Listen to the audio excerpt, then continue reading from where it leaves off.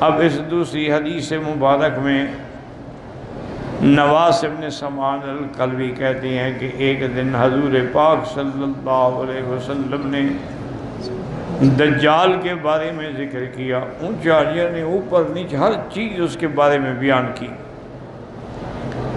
اور بیان میں اتنی تاثیر تھی ہم نے سمجھا کہ شاید یہ جو باغ ہے نا کھجوروں کا ابھی اسی میں دجال کھڑا ہے۔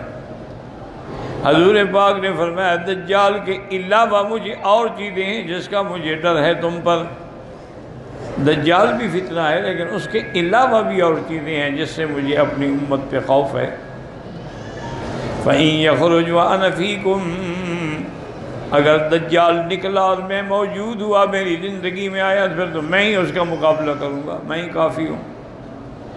لیکن اگر وہ نکلا اور میں موجود نہ ہوا، یعنی میری موت کے بعد، وفات کے بعد آیا، تو پھر ہر بندہ جو ہے وہ اپنی طرف سے اس کا دفاع کرے گا۔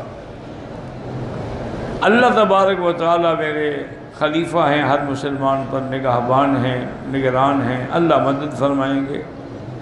آپ نے فرمایا کہ میں تمہیں اس کی نشانیاں بتا دیتا ہوں کہ وہ ایک نوجوان ہوگا، اس کے بال جو ہیں نا وہ گھنگرالے ہوں گے، اور ایک آنکھ اس کی ایسے باہر نکلی ہوگی جیسے چھوٹا سیب کا دانہ ہوتا ہے، اور شام اور عراق کے درمیان سے وہ نکلے گا۔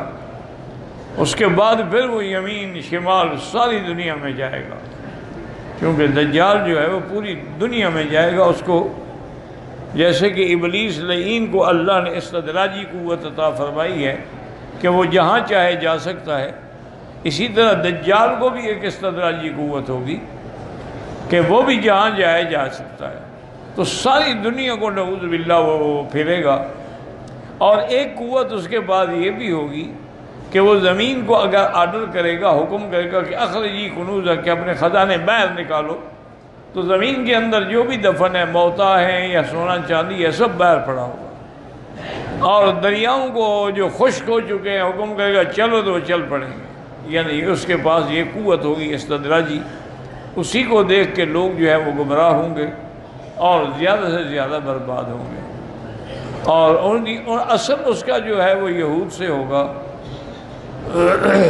اور اس کے بعد حضور نے فرمایا کہ وہ یعنی جب مکہ اور مدینے کا رخ کرے گا نا تو اس میں وہ نہیں داخل ہو سکے گا۔ لا يدخل الطاعون ولا الدجال، حضور نے فرمایا نہ تو طاعون کی بیماری داخل ہوگی اور نہ ہی دجال آئے گا۔ علی انقابها الملائکہ، مکے اور مدینے کی سرحد پر، اس کے حرم کی حدود پر اللہ کے فرشتے پہرا دے کے کھڑے ہوں گے، اگر وہ آنے کی کوشش کرے گا تو اس کو بھگا دیں گے۔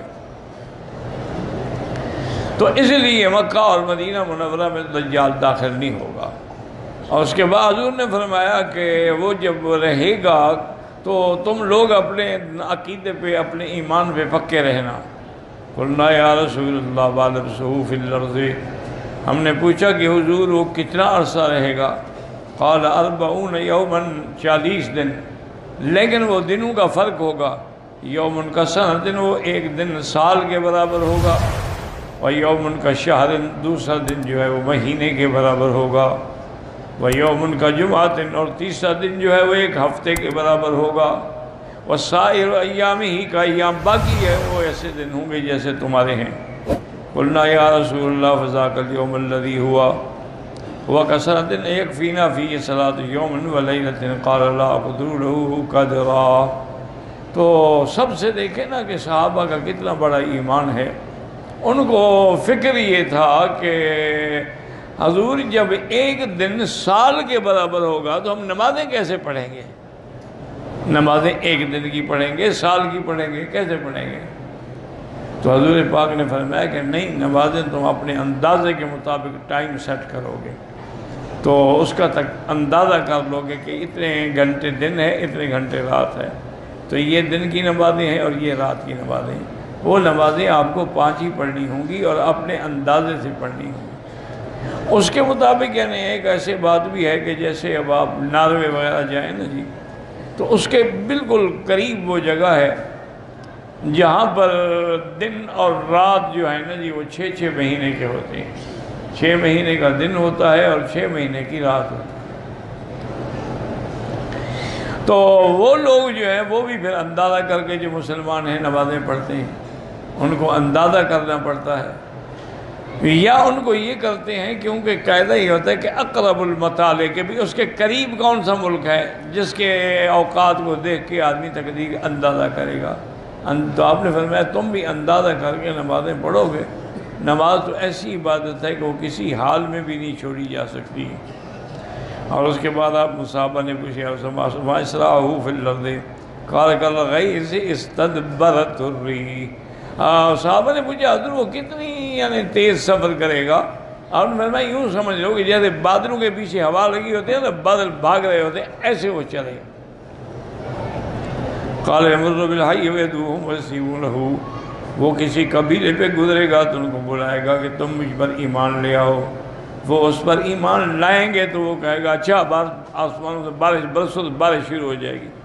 وَالْأَرْضَ فَتَنبُتُ، زمین سے کھیتیاں نکل پڑیں گی، برکات ظاہر ہو جائیں گے۔ وَتَرُوحُ عَلَيْهِمْ صَارِيَةٌ مِثْلُ مَا كَانَ ذَرِيعًا وَأَمَدَّهُ خَوَاصِرَ وَأَصْبَغَهُ ذُرُوًا۔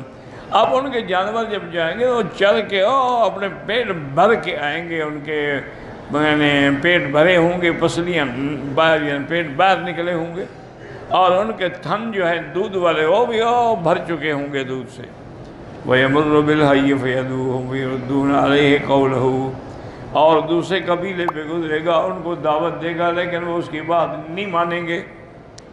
فَتَتْبَعُهُ أَمْوَالَهُمْ فَيُصْبِحُونَ مُمَحَّلِينَ لَيْسَ مِنْ أَمْوَالِهِمْ شَيْءٌ، تو وہ نعوذ باللہ اشارہ کرے گا تو ان کے سارے مال شال سب ختم ہو جائیں گے۔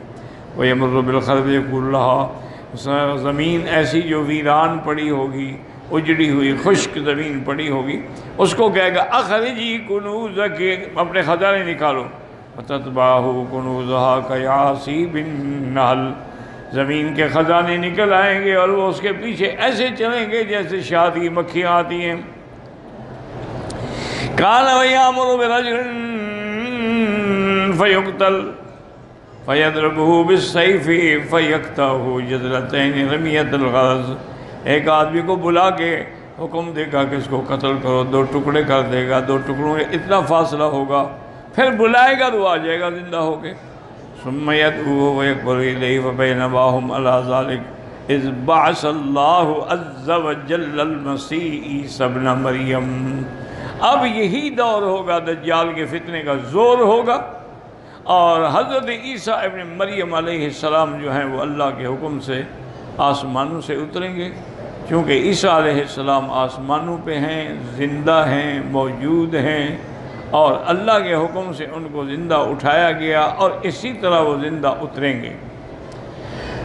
جب اتریں گے تو وہ آئیں گے کہاں؟ عند المنارۃ البیضاء شرقیہ دمشق، دمشق کی ایک مسجد کے شرقی مینارے پہ اتریں گے۔ بین معروضتین واضعا یدیہ علی اجنحۃ ملکین، 2 چادریں آپ نے پہنی ہوں گی اور 2 فرشتوں کے کندھوں پہ ہاتھ رکھا ہوگا۔ فیتبعہ فیدرکہ فیقتلہ عند باب لد الشرقی، یہاں اختصار ہے، تفصیل اس کی یہ ہے کہ جب حضرت عیسیٰ علیہ السلام آئیں گے اور وہ اتریں گے تو میرے آقا نے فرمایا گویا کہ میں دیکھ رہا ہوں کہ عیسیٰ علیہ السلام جب آئیں گے تو ان کے بالوں سے پانی ٹپک رہا ہوگا، یعنی ابھی ابھی وہ جنت سے غسل کر کے آ رہے ہوں گے، اور اس کے بعد مہدی، امام مہدی جو ہیں وہ مصلی پہ کھڑے ہوں گے، کیونکہ ظہور مہدی جو ہے وہ پہلے ہوگا اور نزول عیسیٰ ابن مریم بعد میں ہوگا۔ تو اور یہ مہدی وہ ہے جس کی بشارت حضور نے دی ہے کہ وہ میری نسل سے ہوگا، اس کا نام میرے نام پہ ہوگا، اس کے باپ کا نام میرے باپ کے نام پہ ہوگا، اس کی ماں کا نام میری ماں کے نام سے ہوگا، اور ما بین الرکنین، حجر اسود اور رکن یمانی کے درمیان میں کھڑے ہو کے وہ اپنے مہدی ہونے کا اعلان کرے گا، اور پھر دنیا اس کے ہاتھ پہ بیعت کرے گی۔ تو ان کا دور چل رہا ہوگا۔ تو اب جب عیسیٰ علیہ السلام آئیں گے تو صفیں بن چکی ہوں گی، اذان ہو گئی ہوگی، تکبیر ہو گئی ہوگی، تو حضرت صفیں ٹھیک کر رہے ہوں گے، تو دیکھیں گے کہ عیسیٰ ابن مریم تشریف لا رہے ہیں، تو وہ مصلی سے ہٹنا چاہیں گے کیونکہ جب اللہ کا نبی آ جائے، پیغمبر آ جائے، تو پھر کوئی مصلی پہ نہیں کھڑا ہو سکتا، چونکہ نبی جو ہے وہ امام ہوتا ہے امت کا، اور ہمارے آقا تو خیر امام الانبیاء ہے، نہ صرف امت کے نہیں بلکہ انبیاء کے بھی امام ہیں علیہ الصلاۃ والتسلیم۔ تو وہ پیچھے ہٹنے کی کوشش ہوگا، نہیں رسے کا تم کھڑے رہو، نماز پڑھاؤ۔ اس وقت میں بحیثیت نبی کوئی شریعت لے کے نہیں آیا، بلکہ میں محمد مدنی کا امتی بن کے آیا ہوں، اور میں ان کی شریعت پہ چلوں گا، اس لیے پہلی نماز میں ان کی اقتداء میں پڑھنا چاہتا ہوں۔ تو حضرت عیسیٰ علیہ السلام ان کے پیچھے نماز پڑھیں گے، اور پھر عیسیٰ علیہ السلام تقریباً حضور نے فرمایا کہ 40 سال زندہ رہیں گے زمین پر، اور آپ حکم دیں گے بھی تلاش کرو دجال کہاں ہے۔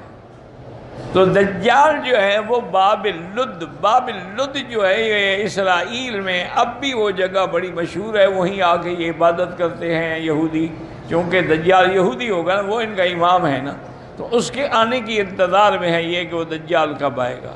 اچھا، اللہ کی شان یہ ہے کہ یہودی دجال کی انتظار کر رہے ہیں اور شیعہ مہدی کی انتظار کر رہے ہیں۔ دونوں جماعتیں جو ہیں، شیعہ کہتے ہیں کہ مہدی جو ہیں وہ حسن عسکری کی اولاد ہیں، اور وہ ایک غار ہے سراندیب کے علاقے میں، وہاں چھپے ہوئے ہیں، جب وقت آئے گا تو وہ ظاہر ہوں گے، اور اس کا غار کا نام جو ہے وہ ہے سر من رآ، جو دیکھے خوش ہو جائے۔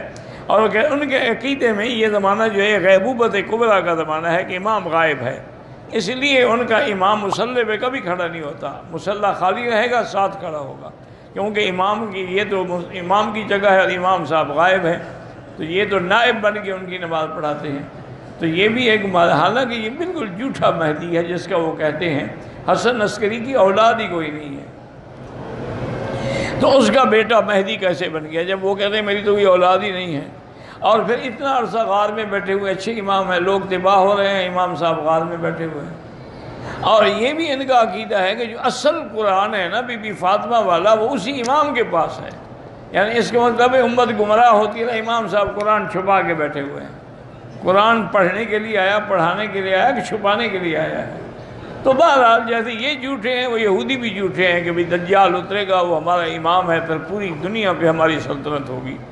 تو حضرت عیسیٰ علیہ السلام پہنچیں گے لد پہ، وہ وہاں موجود ہوگا۔ جب اس کی نظر پڑے گی نا عیسیٰ علیہ السلام پر، تو حدیث پاک میں ہے کہ یذوب کما یذوب الملح فی الماء، ایسے گلنا شروع ہو جائے گا جیسے نمک پانی میں ڈالو تو گل جاتا ہے، اور حضرت اس کو وہیں قتل کریں گے۔ فیکسر الصلیبہ، اور عیسائیوں کی جو صلیب ہے اس کو توڑیں گے، مانا اس کی طاقت کو ختم کر دیں گے، ورنہ ایک صلیب توڑنے سے کیا فرق پڑتا ہے، وہ تو ان کے ہر کے آدمی کے گلے میں صلیب ہے۔ مانا یہ ہے کہ ان کی طاقت ختم ہو جائے گی۔ حضور نے فرمایا کہ یملأ العدل عدلا و قسطا، کہ زمین پر عدل و انصاف کا دورہ ہو جائے گا، اور اتنی دولت ہوگی، اتنی آمدنی ہوگی کہ زکوٰۃ لینے والا غریب کوئی نہیں ہوگا۔ اتنا حضرت عیسیٰ علیہ السلام کے زمانے میں فیض ہوگا، اللہ کی رحمتیں ہوں گی، اللہ کی رحمت کی برساتیں ہوں گی کہ کوئی کسی کے گھر میں محتاج نہیں ہوگا۔ اور آپ نے فرمایا کہ انہ یتزوج، پھر عیسیٰ علیہ السلام شادی بھی کریں گے، تو اس کے بعد فرمایا کہ پھر وہ ہجرت کریں گے مدینہ شریف۔ مدینے میں آنے کے بعد ان کی موت جو ہے وہ مدینے میں آئے گی، وہ یدفن فی روضتی، اور میرے روضے میں دفن ہوں گے۔ حضور نے فرمایا کہ میرے روضے کے اندر اللہ تبارک و تعالیٰ کے حکم سے ایک قبر صدیق کی ہے، ایک فاروق کی ہے، اور ایک عیسیٰ علیہ السلام کی ہے۔